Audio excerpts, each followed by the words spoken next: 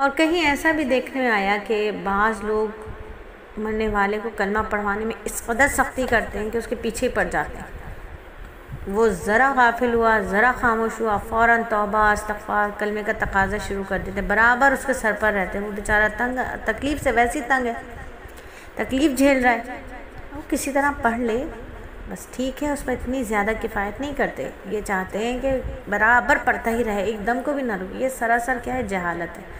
अल्लाह ताला ऐसे जाहिलों से भी बचाए। तो मरने वाले को कलमे की तलक़ीन का तरीक़ा यही है कि बस आवाज़ बुलंद उसके सामने पढ़ा जाए बस।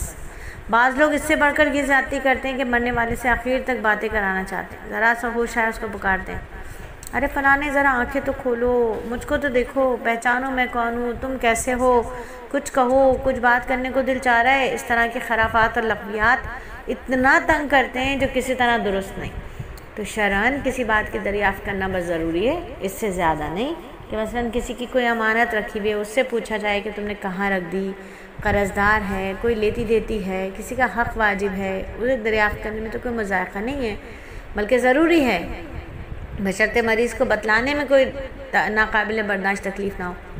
और ये भी है कि बस ज़रूरी है, बस पूछ लिया जाए, शर्त यह है कि उसको तकलीफ़ ना हो।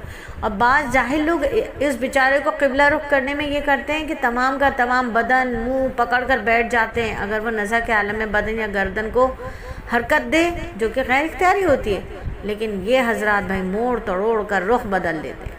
ये भी गलत है, ये भी जहालत की बात है। याद रखें कि क़िबला रुख करने का मतलब ये है कि जब मरीज़ पर शाक ना गुजरे, उसको परेशानी ना हो, जब वो बिल्कुल बेहिस हरकत हो जाए, उस वक्त क़िबला रुख कर दिया जाए, ना कि ज़बरदस्ती उसको तकलीफ़ पहुंचाई जाए। फिर नज़ा का आलम होता है, नामहरम का आना जाना होता है, बहुत बेहतियाती होती है। नज़ा की हालत में नामहरम औरतें भी उसके सामने आकर खड़ी हो जाती हैं। मर्द भी तो नामहरम है ना, वो तो नहीं आ रहा आपके पास चल के, लेकिन नामहरम औरतें आ जाती हैं। नंदोई बीमार है तो साली की बीवी आके खड़ी हो गई है, क्या है आपका काम, आपका क्या काम है यहाँ खड़े होने का। बहनोई बीमार है तो सालियाँ आके खड़ी हो गई हैं। चचा बीमार है तो भतीजे की बहू आके खड़ी हो गई है, आपका क्या काम है। मामू बीमार है तो भांजे की बीवी आके खड़ी हो गई, आपका क्या काम है। ये रिश्ते नहीं है ऐसे। तो बेपर्दा आकर खड़ी हो जाना ये बिल्कुल दुरुस्त नहीं है। वो समझती हैं, अच्छा अक्सर पर्देदार ख़वातीन भी समझती हैं भाई अब तो मरने वाला है, अब इनसे क्या पर्दा करना। पर्दा तो है ना, अगर उसको इतना होश है कि वो देखता और समझता है, तब तो सामने आना और देखना जायज़ ही नहीं है। अगर इतना होश नहीं है तो भी बहुत से मरीज़ हैं, उनको ना देखा जाए, क्योंकि औरतें बिला ज़रूरत नामहरम को क्यों देखें। हदीस में इसकी भी ममानियत आई है, इसलिए नामहरम औरतें हरगिज़ मरीज़ के सामने ना आएँ। और इस तरह बाज़ मर्द भी ऐसी हालत में नामहरम औरतों के सामने चले जाते हैं, उनको भी ऐसा करना जायज़ नहीं है। एहतियात करनी चाहिए, बहुत एहतियात करनी चाहिए। फिर नज़ा की हालत में औरत के हाथों पर मेहंदी लगा देते हैं। बाज़ जगह बड़ी ख़बीर रस्म है कि औरत के इंतकाल का वक्त करीब हो ना, तो दूसरी औरतें उसके हाथों पर मेहंदी लगाती हैं और ये इसको मसनून समझती हैं। अच्छा इनसे पूछो भाई क्यों लगाए, तो कहती हैं कब्र के फरिश्ते जब आएंगे ना, तो वो कफन खोल के देखेंगे पैरों की तरफ से, अगर अंगूठे के नाखून पे मेहंदी लगी हुई होगी ना, तो वो फिर साइड में होकर हिसाब लेंगे। उन्हें पता होगा कि ये औरत है, इसका हिसाब लेना साइड पे खड़े होकर लेना। अरे भाई फरिश्तों को नहीं खबर, वो अल्लाह ताला उनको भेज रहा है कब्र में, तो उन्हें नहीं पता कि किसका हिसाब लेने जा रहे हैं वो, तो अपनी तरफ से उल्टी उल्टी लॉजिक्स भी दे रही होती। फिर ऐन मौत के वक्त महर माफ़ कराती, कोताही बहुत आम है।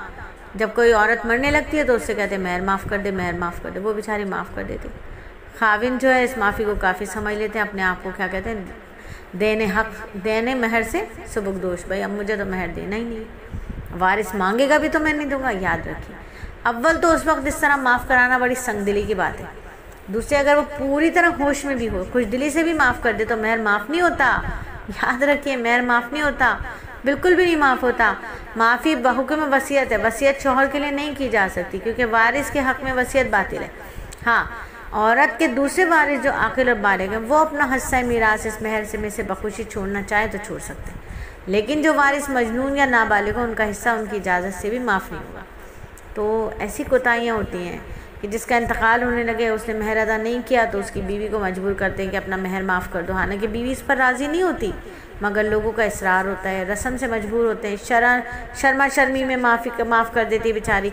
तो याद रखिए कि महर माफ़ कराना जायज़ नहीं है, ये बहुत बड़ा जुल्म है।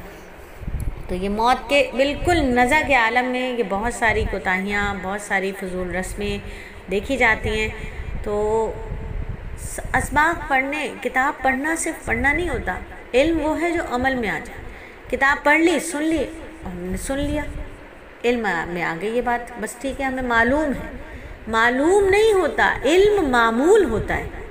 इल्म मालूम होने का नाम नहीं है, इल्म मामूल होने का नाम है। जानते तो सबको ही है, लेकिन अमल कौन कौन करता है? इल्म अमल का नाम है। अमल जितना किया समझे वो असल में आपको इल्म हासिल हुआ। तो अल्हम्दुलिल्लाह अल्लाह ताला के फजल करम से, अल्लाह ताला की दी हुई तौफीक से हमने मौत के वक्त की बहुत सारी कोताहियों को, बहुत सारी रसूमात को जाना, समझा, सीखा, देखा भी है, मुशाहिदा भी है। तो इंशाअल्लाह दुआ करते हैं कि हम ऐसी कोताहियों से ख़ुद भी बचेंगे और दूसरों को भी बचाने की कोशिश करेंगे। अगर हमारे सामने ये कोताहियाँ दूसरे कर रहे होंगे तो हम अल्लाह की रज़ा के लिए उन तक ये पैगाम ज़रूर पहुँचाएँगे इंशाअल्लाह ताला।